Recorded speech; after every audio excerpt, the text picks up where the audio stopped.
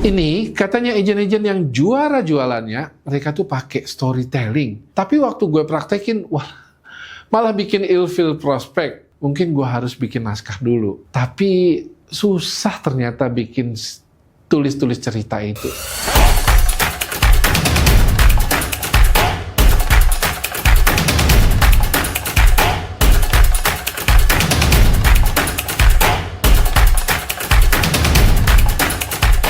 Halo agen juara dimanapun Anda berada, semangat pagi. Sudah lama saya nggak konten ya, karena merasa semua tips sudah saya bagikan. Nggak terasa loh, udah 80-an video ternyata ya. Nah, buat mereka yang baru nemu channel saya, jangan lupa subscribe ya, karena tips-tips saya meskipun sudah beberapa waktu yang lalu, saya rasa masih tetap relevan untuk Anda praktekkan ya. Dan ada kabar gembira di akhir video, so jangan di skip ya. Oke, saya langsung aja. Banyak agen sukses pakai storytelling. Tapi kalau asal-asalan malah pasti bikin prospek jadi ilfeel, bukannya tertarik ya. Bercerita tanpa naskah sering nggak efektif jadinya. Poinnya menjadi nggak jelas ya, dan kering emosinya. Ingat ya, prospek memutuskan membeli karena pertimbangan emosi, bukan sekedar logika. Sebelum bikin naskah, cari cerita yang relate ya. Relate ke siapa? Ya tentunya ke calon prospek Anda. Ya, itu bisa pengalaman pribadi atau pengalaman teman Anda. Ya, nggak masalah. Oke. Nah, rahasianya adalah gunakan rumus 5 langkah yang dipakai oleh studio-studio film di Hollywood sana. Ya, 5 langkah. Pertama, ada yang namanya starting point ya. Di sini Anda akan menjelaskan situasi, mulai memperkenalkan tokoh yang Anda ceritakan ya, kapan itu dan apa yang sedang terjadi. Oke? Lalu di langkah kedua Anda menjelaskan keinginan si tokoh tersebut ya. Apa tujuannya, apa impian besar dari si karakter yang Anda ceritakan. Ya. Lalu di langkah ketiga tentunya pasti ada konflik, ada masalah, ada problem yang menghalangi atau yang merintangi tokoh yang Anda ceritakan ini, sehingga menjadi sulit buat dia mencapai apa yang dia inginkan. Ya. Lalu di langkah keempat ada momentum tertentu yang membuat perubahan atau titik balik atau membawa kesadaran baru sehingga arahnya menjadi lebih baik. Ya, dan tentunya langkah kelima yang terakhir ya, bagaimana endingnya? Ya, hasilnya seperti apa? Ya, dan ending di sini tentunya tidak harus selalu happy ending, bisa aja sesuatu yang menyedihkan, nggak masalah. Ya, nah yang penting di setiap langkah tersebut Anda harus menambahkan kata-kata yang bermuatan emosi agar cerita tidak terasa kering. Ya. Biar jelas, ini contohnya ya. So, langkah pertama, starting point nih. Saya bisa ceritakan seperti ini. 8 tahun lalu saya berjumpa dengan seorang ayah usianya 31 tahun dengan satu anak yang usianya 2 tahun. Beliau masih muda, bernama Rudy. Sangat energik, prestasi kerjanya sangat hebat. Sehingga dia menjadi seorang direktur termuda di perusahaan. Nah, saya bahas dulu ya. Kata-kata yang saya garis bawahi adalah yang bisa menambah unsur emosi di dalamnya. Bandingkan jika saya hilangkan kata-kata tersebut, akan menjadi seperti ini. 8 tahun lalu saya berjumpa dengan seorang yang usianya 31 tahun. Beliau bernama Rudy, dia seorang direktur di sebuah perusahaan. Pasti akan terasa lebih kering. Hanya sebuah kalimat berisi informasi tanpa emosi. Nah, yuk lanjut ke langkah kedua ya, yaitu apa yang jadi keinginannya, apa yang jadi harapannya, cita-citanya. Nah, seperti ini. Buat Rudy, pasti ingin memberikan yang terbaik buat keluarganya. Sekolah internasional dan universitas terbaik bagi putrinya, rumah yang besar buat keluarga, dan tentunya liburan-liburan ke berbagai tempat yang indah.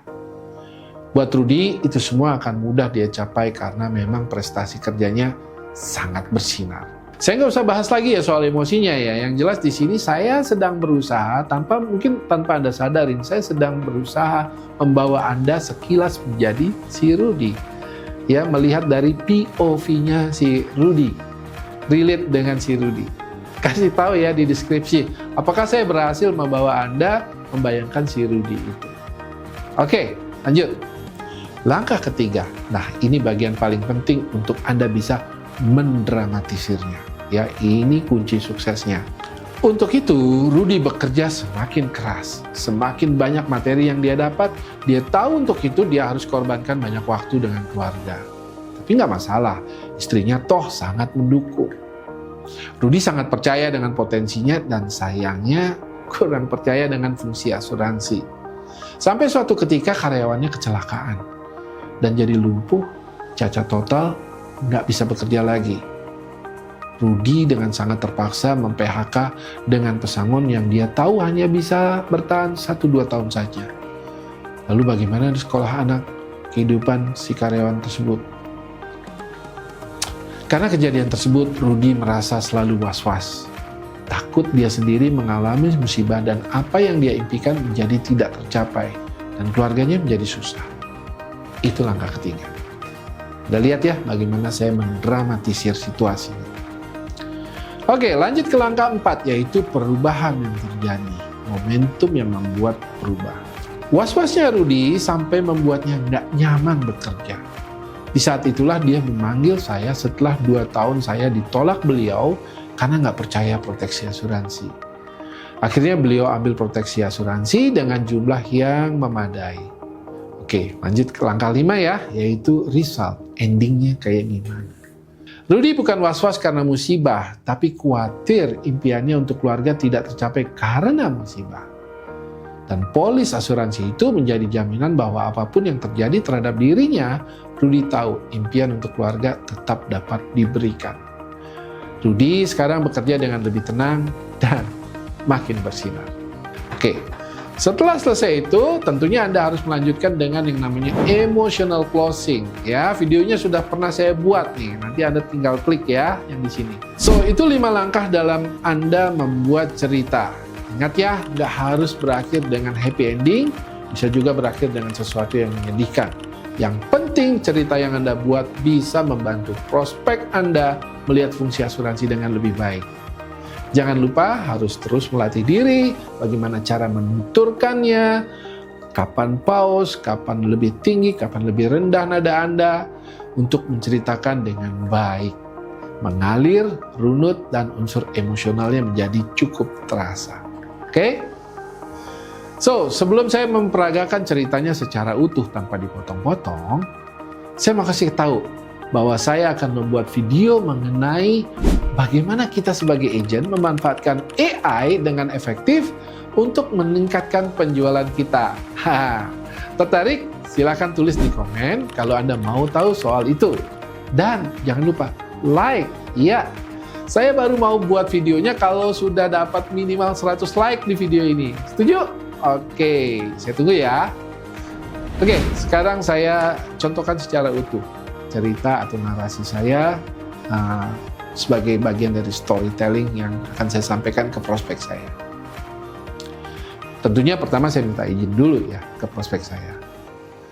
Pak, begini Pak, 8 tahun lalu saya berjumpa dengan seorang ayah usia 31 tahun dan anaknya satu masih berusia 2 tahun. Beliau masih muda, namanya Rudy, sangat energik dan berprestasi kerjanya sangat luar biasa. Nggak heran dia menjadi direktur termuda di perusahaan tersebut. Buat Rudy pasti ingin memberikan yang terbaik buat keluarganya. Sekolah internasional, universitas terbaik bagi putrinya, rumah yang besar buat keluarga, dan liburan-liburan ke tempat yang indah-indah. Buat Rudy itu semua akan mudah dia capai karena memang prestasi kerjanya sangat bersinar. Untuk itu Rudy kerjanya keras banget. Ya, semakin banyak materi yang dia dapat, dia tahu untuk itu dia harus korbankan banyak waktu dengan keluarga. Nggak masalah, karena istrinya toh sangat mendukung. Rudy sangat percaya dengan potensinya, tapi sayangnya nggak percaya dengan fungsi asuransi. Sampai suatu ketika karyawannya kecelakaan dan jadi lumpuh, cacat total, nggak bisa kerja lagi. Rudy sebagai direksi sangat terpaksa mem-PHK dengan pesangon yang dia tahu hanya bisa bertahan hanya sekitar 1-2 tahun saja. Lalu bagaimana dengan sekolah anak si karyawan? Bagaimana dengan istrinya dan kehidupan selanjutnya? Karena kejadian tersebut, Rudy merasa selalu was-was. Takut dia sendiri mengalami musibah dan apa yang dia impikan menjadi nggak tercapai dan keluarganya menjadi susah. Was-wasnya Rudy bahkan sampai membuatnya nggak nyaman bekerja. Di saat itulah dia memanggil saya setelah 2 tahun saya ditolak beliau karena nggak percaya proteksi asuransi.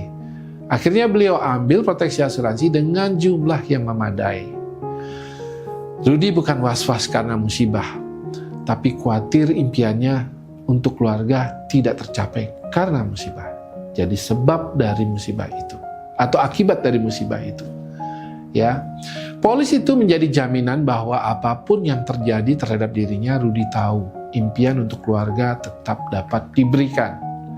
Rudy kini bekerja dengan lebih tenang dan makin bersinar, Pak. So, itu cerita saya dan tentunya saya akan lanjutkan dengan yang namanya emotional closing. Ya, cek video saya yang itu mengenai emotional closing. Begitu dulu teman-teman dari saya, tetap berlatih agar Anda menjadi agen yang juara.